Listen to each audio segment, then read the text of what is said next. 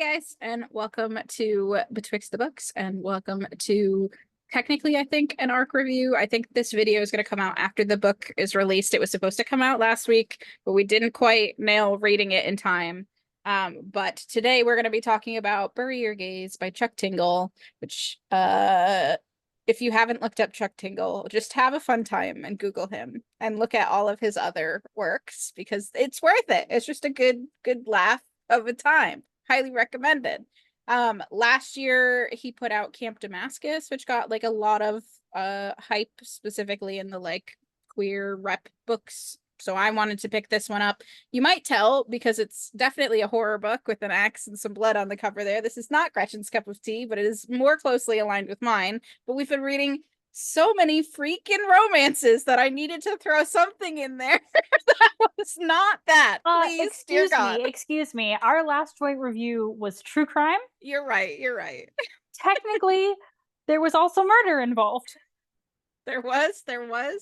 That one was a good one. So if you haven't seen that review, do go back and watch that one. This one, not so much, and we're going to talk about it. But first, Gretchen's gonna give you an overview of the plot because that's her job in the intro of these videos.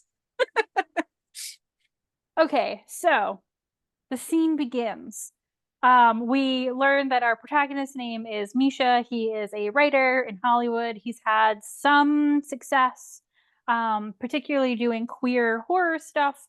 He has currently been nominated for an Oscar for something that is neither queer nor horror. It's a cute little existential short about a mouse. This will come up intermittently.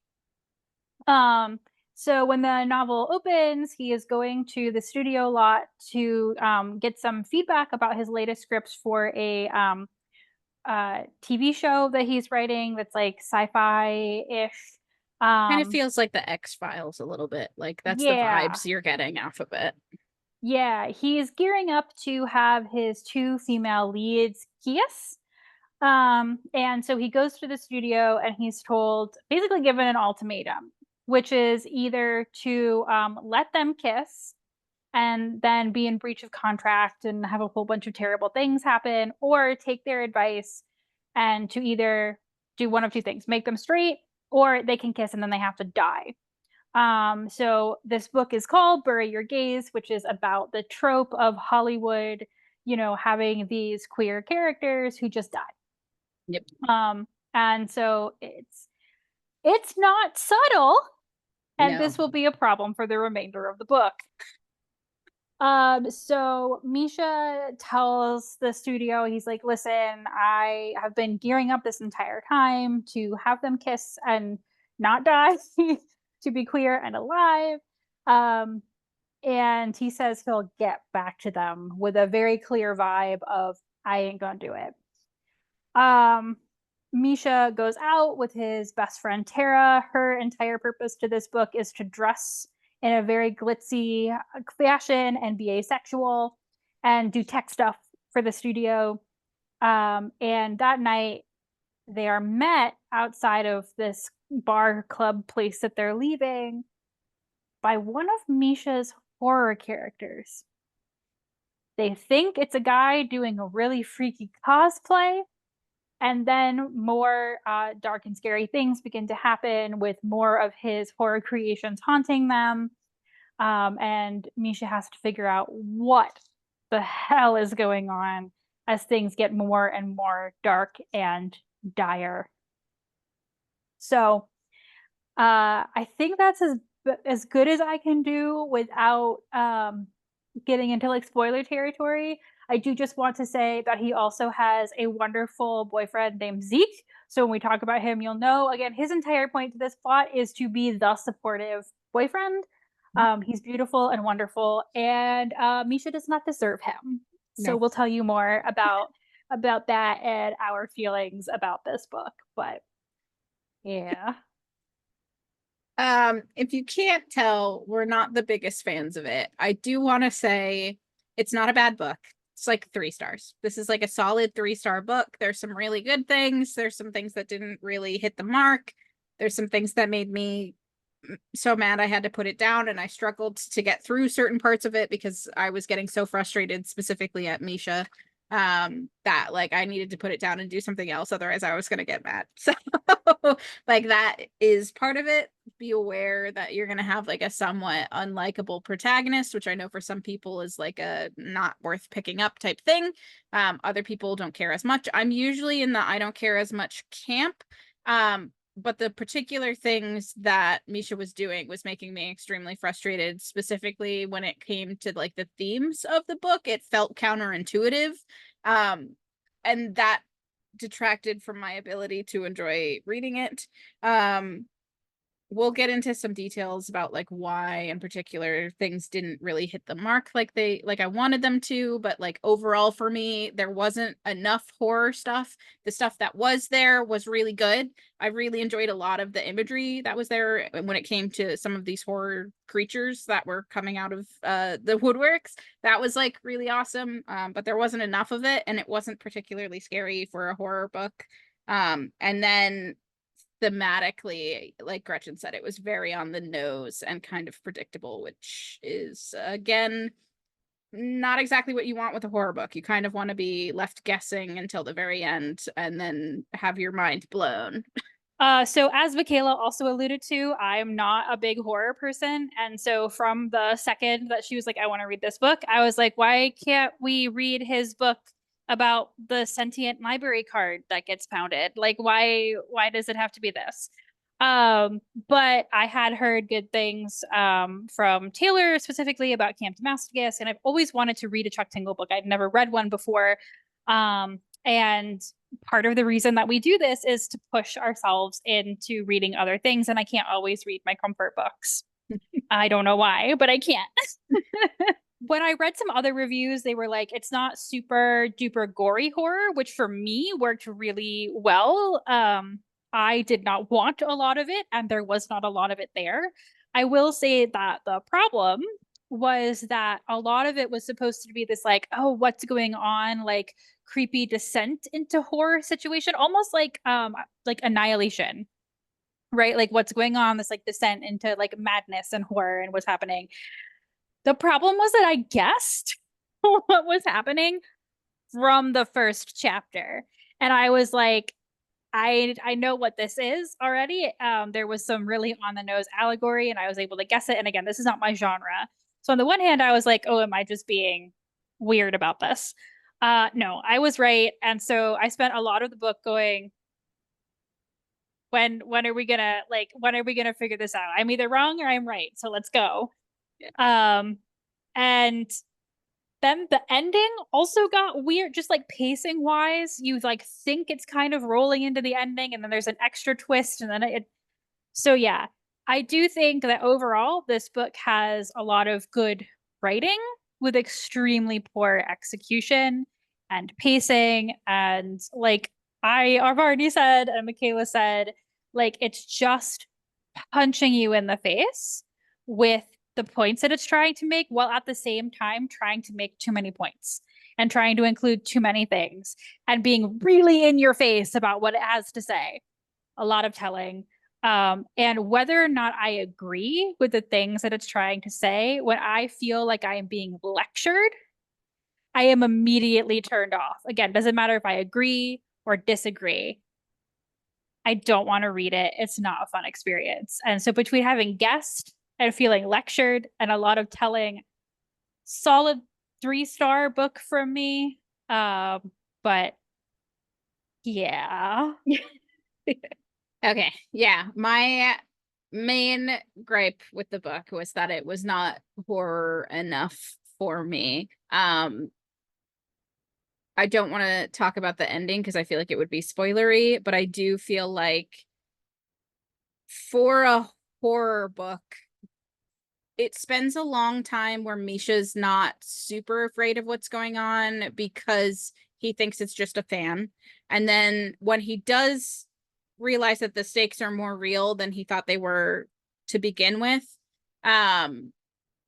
it still felt like he wasn't really in that much danger because they were his own creations. Like these are the monsters that he created. So if anyone's going to know how to survive them, it's literally the writer that came up with them.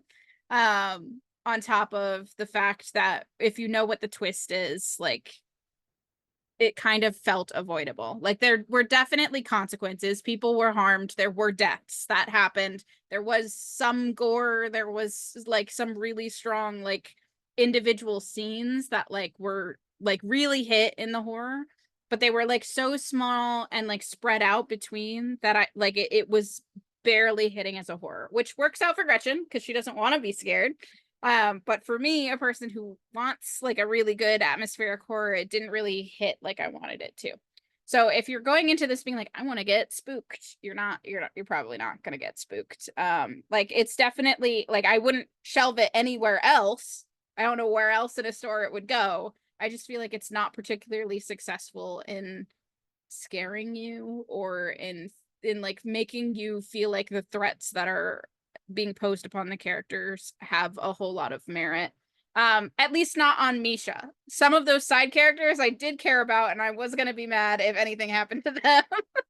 But at least when it came to Misha, I never really felt like Misha was in danger.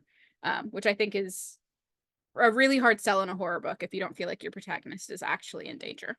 Part of the thing, again, with like an atmospheric suspense horror, whatever it is that like you kind of have to be left in the dark a little bit or left like guessing. And as I already alluded to, I guessed the how everything was happening like from the first chapter. Michaela was not far off. I think I went all the way. Yeah. From go. Michaela did not go all the way. But it like, and the problem is that there is this small moment in the first chapter, um, and a small moment in the next chapter. And he's like, hey, want to know my feelings about queer horror? Want to know my feelings about queer media? Want to know my feelings about representation? Want to know my feelings about AI and capitalism? And it's just like, let me tell you in great detail. And I'm like, oh my God, okay. Now, again, this book is called Bury Your Gaze. I understand that it is taking inspiration from the trope. However, if you are going to just hit me in the face with all of this stuff repeatedly, there's no mystery in this book. I know exactly how you feel. I'm a little bored by it. Michaela had this fantastic example of like, there's a scene where Misha is talking to friends from his hometown and they are asking why people enjoy horror. And he goes into an entire monologue about the value of horror as a genre. And I'm like, and Michaela was also just like, I know, I'm reading one. I'm reading. Like, yeah.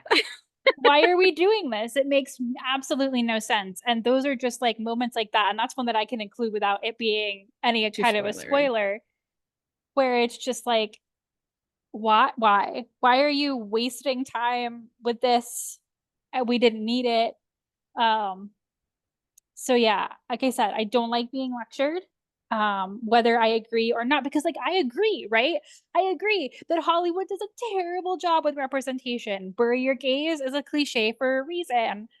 I agree that we need more representation, that we need better representation, that we need wider representation, right? Tara's entire inclusion, right, is to be the ace character who complains that even when there is like gay representation, that ace characters are not representation. I agree. I agree. But I would have liked to have been able to think my own thought sometime during the reading of this book because the opportunity is just not really afforded to you. You kind of heard me talk about my dislike of Misha as a character when I talked about how like some people might not want to pick this up because he is kind of an unlikable character in a lot of aspects. I don't know if he's necessarily meant to be unlikable or if it just comes across that way.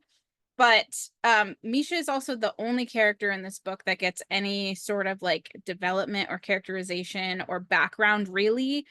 Both Gretchen and I liked Tara and Zeke as characters better, but they are also both cardboard cutouts. They're like very one note characters, or maybe two notes here or there. Zeke is, I'm the supportive boyfriend who is long suffering with the antics of my boyfriend and definitely deserves better. And then Tara is the quirky, sassy, I'm ace And also I do tech stuff, I guess.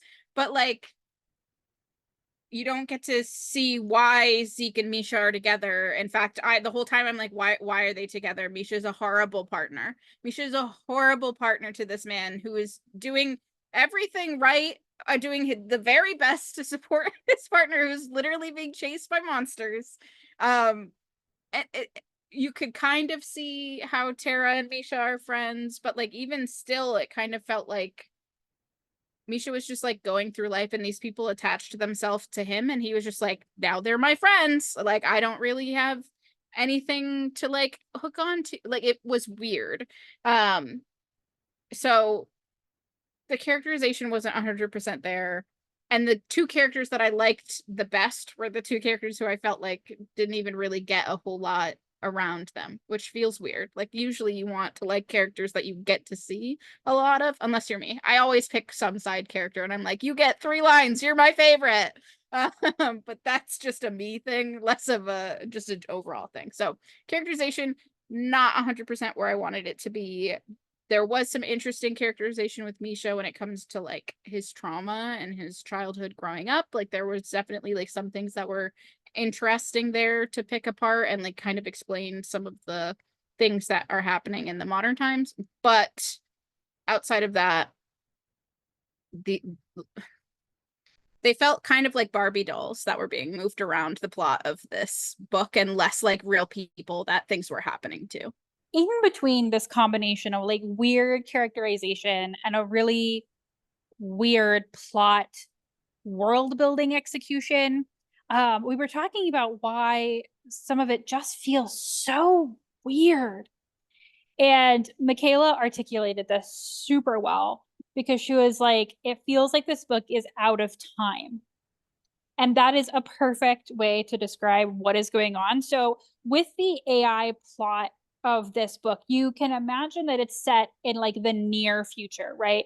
Like, we're basically there where we're like de-aging people.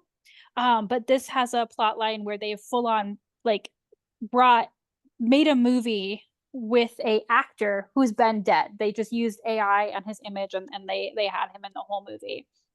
And so you can imagine, again, this is like a near future setting. And yet, certain things happen. Like, for example, even just the studio suggesting that by killing his gay characters, the entire reason for this is that the studio believes that it will bring them more money and more viewers. And not to go into long lists of examples, but viewers are fairly fed up with the Bury Your Gays storyline. So you only have to look at like the 100 and where Clark and Lexa were two characters that were brought into a lesbian relationship and then they kissed and Lexa was immediately killed off. And it basically like ended the show. Like viewers were so angry, people left. And this is not a new example either. This has happened a number of years ago at this point. So the idea that this very successful show would profit from this, it felt a little, with how hard the studio is pushing it, right? It just felt a little weird. And I was like, oh, is there an ulterior motive for this? But you will, it is a numbers thing. Yeah. And then other things like Misha is still slightly closeted. He is out in LA. You know, he has a boyfriend that he brings to parties. He introduces him to all of these like industry friends who he has his boyfriend. Zeke is a in cosmetics, so you just know that he has YouTube and an Instagram where he posts a lot of makeup stuff. Um, but he's like not out in Montana, which is where he is from.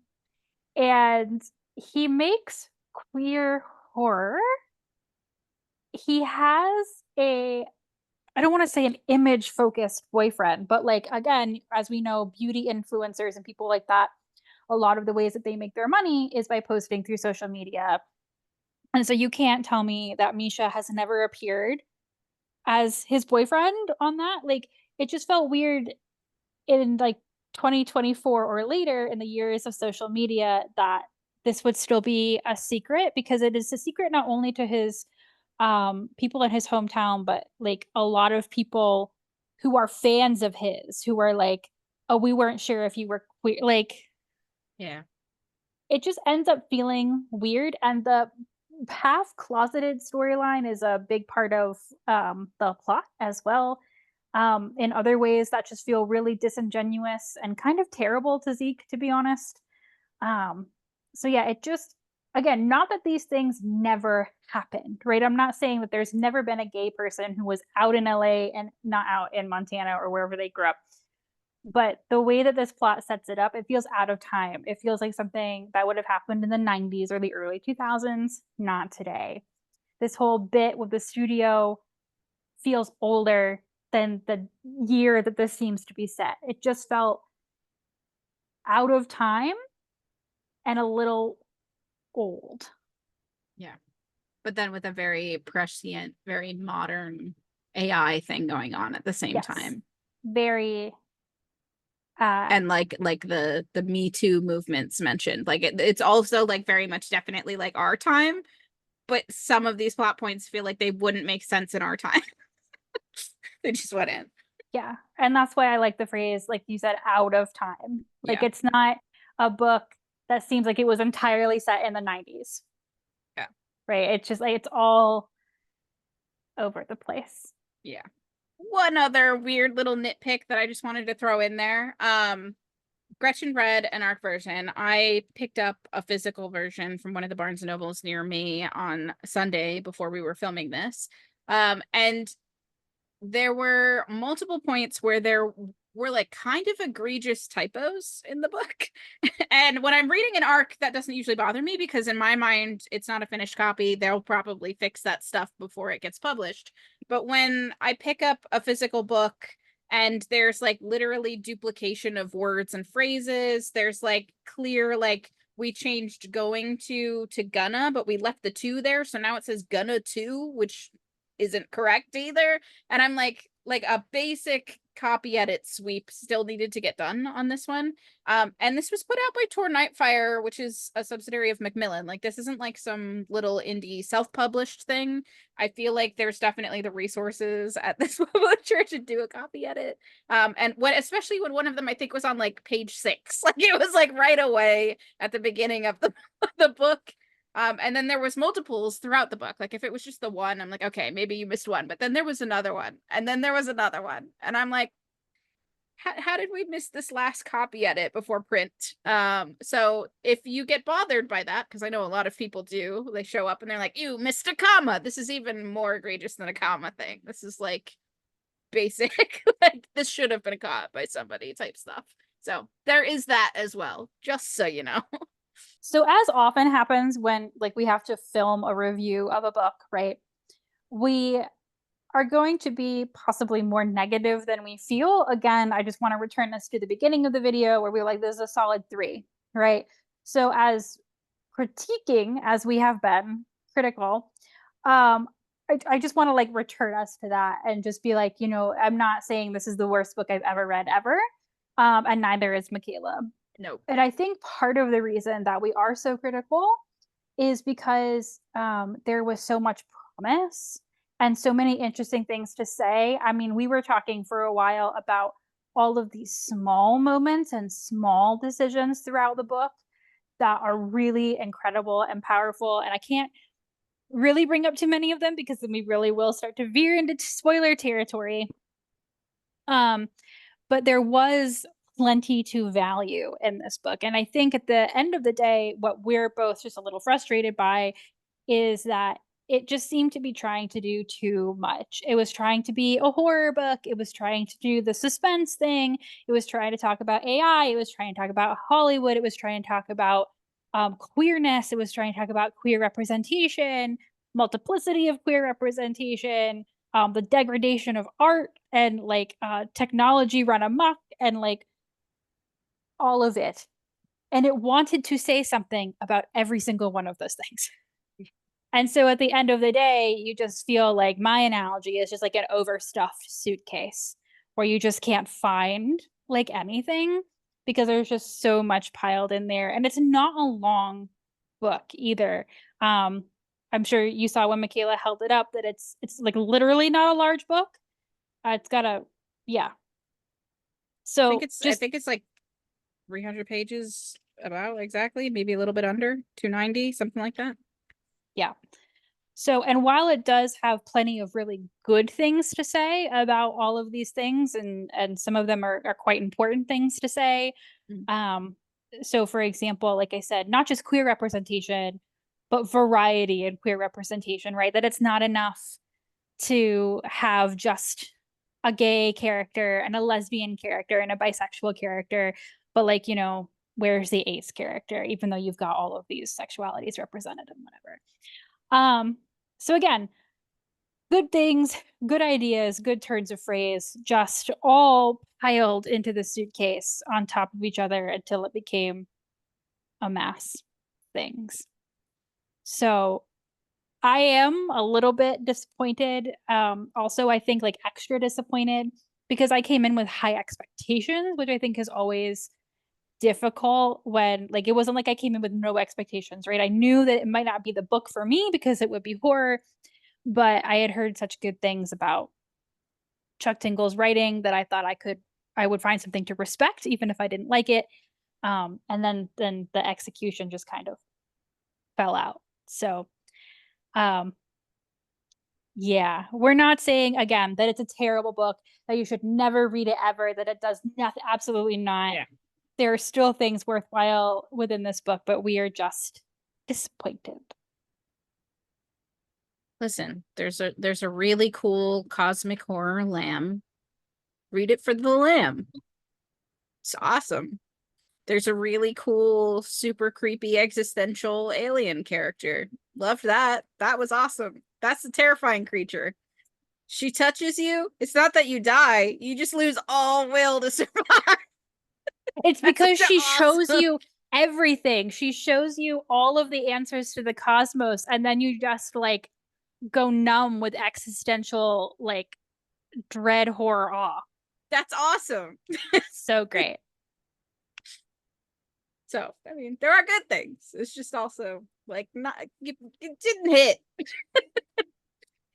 Mary had a little lamb and then it ate her face. Literally. All right. So thank you so much for hanging out with us as we film this review on an exceptionally hot day. I am still very nervous that you heard my air conditioner at a certain point. But that's also why we are dressed in wonderful athleisure. Guys, it's really hot. But we were committed to getting this done, even if it is a week later than we planned. This will be out. I'm still intermittently doing my romance reviews. I'm not employed right now, and so you'd think that I would be better at this. I'm not. But we do have a plan to also release a another reading roundtable that will fulfill one of our buddy reading challenges. If you don't know that we do a buddy reading challenge every single year, I will link that up above. That we are fulfilling with friends later on this month. Our challenge to read a book that has been on our TBR forever. That's all capitals. And we also did do a video talking about some books that have been malingering on our TBR. Love that word. That was great. Will we read any of those for that video? I don't know. But you will have to check in on that reading roundtable and listen to us discuss. So, both of us individually may be back at some point. We don't know, but we'll definitely see you guys for that reading roundtable. So we'll see you there. Thanks, guys. Bye.